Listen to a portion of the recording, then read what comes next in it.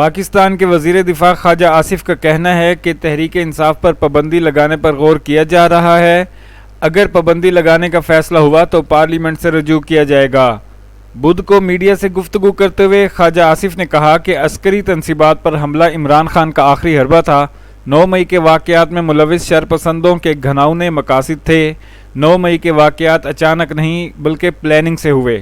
تحریک انصاف کے کچھ رہنماؤں کے پارٹی چھوڑ کر جانے کے فیصلے پر خواجہ آصف نے کہا کہ عمران خان کے غلط فیصلوں کا بوجھ ان کے پارٹی ارکان نہیں اٹھا سکے۔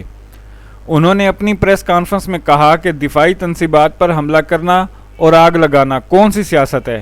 حکومت اس گینگ کا پوری طرح محاسبہ کرے گی۔ اس جماعت پر پابندی کے علاوہ اور کوئی حل نہیں ہے۔